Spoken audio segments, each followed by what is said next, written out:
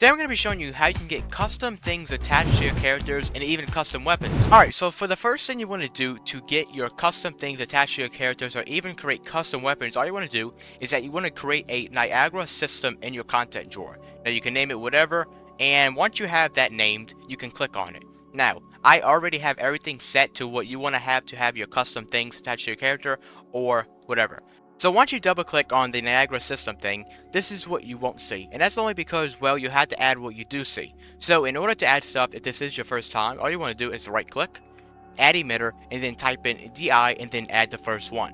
So once you add it, you probably won't see the stuff under these type of categories. That's only because you have to delete stuff and add stuff. So in order to delete stuff under the categories, all you want to do is click on one and then click the trash can and it will delete stuff, but we don't want to delete what we'll need. In order to set the settings that you'll need to attach stuff to your character, all you want to do is first go into the blue thing. Now it will not have the name that I set it because, well, you probably put a different name, so it'll show your name right here. And then make sure you have these settings right here. If you need to, pause the video and then resume it to see the future settings. So this is everything right here. And then let's go on to the directional burst thing.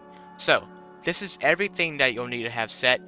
Now you can go individually and change the ones right here, but we're just gonna go all in and make sure to copy everything that you see right now. Now you don't have to change a lot, but you'll have to change some stuff. So first, before we even go into the settings, make sure you have everything under the right category, and let's go into the settings.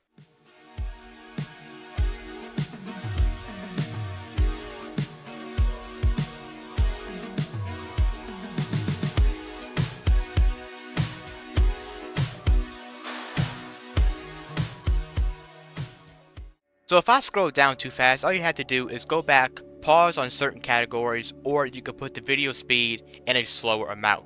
So after everything has been set to the right thing that I showed you to, in order to attach the thing to your character, all you want to do is you want to get out of this, make sure you do compile it and save it so you don't have to go back and do the same thing over and over and over. Now, before we go out, in order to change what you want to have attached to your character, this is what the mesh renderer is for. All you want to do is go into none and drag in a different mesh or anything that you want to drag in. Then you want to go into your static mesh location and change it to the same mesh so it's all right and perfect and everything is the same. So once you set your mesh to whatever you want to have attached to your character, get out of this and I'm going to show you how to attach it to your character. So once you completed everything in that Niagara system thing, in order to attach whatever you put in the mesh thing for the Niagara system, all you have to do is go to All, Fortnite, and then type in VFX device. But the only one that you want to use is the VFX power-up device. Now you may be wondering, why would I use that? Well, you could change the effect that comes out of it, and you could change where the effect is. So, in the right, in the settings, you want to check this. You can, I don't think this really matters. I guess we just put that to 0. We could turn off the audio. We don't got to worry about that. I'm just going to turn that off. And the visual effect has to be custom effect. So this is the custom effect. Whatever you name the effect that you just put in and made and copied the settings for, you're going to type that in right there. So mine is mesh attach. I'm going to click that. And then I'm going to change where the custom effect socket is. Now, this is going to change where the item that you put in the Niagara system is. So if you want it in the center, the head, the left hand, the right hand, the left foot, or the right foot, put it to that. So what I did is that I made the mesh a custom scar. Now you can change the weapon. So all you have to do is, usually the weapon is in your right hand. So I'm going to choose the right hand. You could choose the audio, what it sounds like or whatever, but we have the weapon for that. And you could change everything down here. I don't think you could change this to how you want it to be. I'm just going to change that to make sure everyone can see it, and so can I. So once you have everything set to the right thing, you want to change what will spawn this effect on the player. All you have to do is you can put a button down, a trigger down, you can put anything that will trigger this VFX power-up device. I'm going to set that up, and then I'm going to start the game and see how it looks in game. Alright, so right now I am in the game. Let me just stop sliding because the map that I'm currently doing this tutorial in is in a map that I'm currently developing.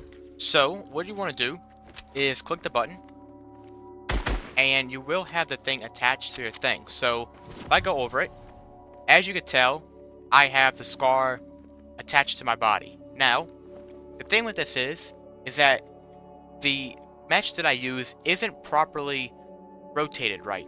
Now, in order to have it rotated properly, you gotta do some things. But if I did have it sized correctly and rotated correctly, it will look like a normal weapon. Let me show you how to do that. Alright, so if you want to know how to change the rotation of a static mesh so it applies to your character very smooth and it looks really good and looks right, well, all you want to do is that you want to go into your top left, go to modeling mode, click that right there, modeling mode, and then go on the third one. We're going to click that and then click on the mesh. So I have the mesh right here. I'm going to do is I'm going to drag, so let me delete that. Let's go into selection. So you go into modeling, drag your static mesh. It will always like select it. Alright, so as I'm recording this video, I realized that I made a mistake. And the reason is because, well, when you're supposed to rotate the static mesh to make it look like it's actually on your character, you do want to transform the static mesh. And when you do that, it does change the preview image as seen right here. So, if I were to rotate this in a 90 degrees, so you just want to enable the 90 degrees on the top right to make sure that it rotates properly. If I change the line, as you just saw me do, it does rotate it.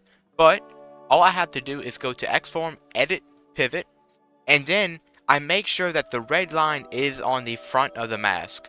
Now, once I have that enabled, it will change the image once again, and when I have this attached to my character, it will look like as if the actual mask is on my head. Now, this is something that Fortnite just released recently, and I hope it doesn't get removed. So, let's go in game, and I'm going to show you how good this looks, and it should do the same for you as well. So when I go over this VFX power-up device, it will attach the mask that I put in the Niagara system device. So let's see how it looks on the weakened skin. So let's go over it. Now we can change the size of the mask to make it fit the actual character, but we can always go into the outfit changer and change the outfit to where it fits the actual character. Now look how cool this looks.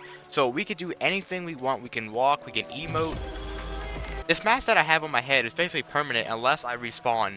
But it's pretty sick how they just added that recently, and everyone's been really using this in a cool way of adding, just like I did, masks, like custom weapons, custom things on your custom armor. Trust me, there's a lot of stuff you could do with this thing, and I hope this tutorial helps you. And if you have any questions, make sure to let me know down in the comments below. So one more thing before I end off this video, I want to show you what a custom weapon would look like if you use what I just showed you in this video. So I'm not sure how he got it to look like on the item spawner right there, but this is the ray gun. Now he added a whole custom model to it. Now as he shoots the alien, this isn't a custom weapon, this was just done by using verse, but it's pretty sick on how it makes the weapon look like this is custom, and it's the weapon's property of increasing and then decreasing the size of the alien. So if you haven't already, make sure to subscribe, like this video.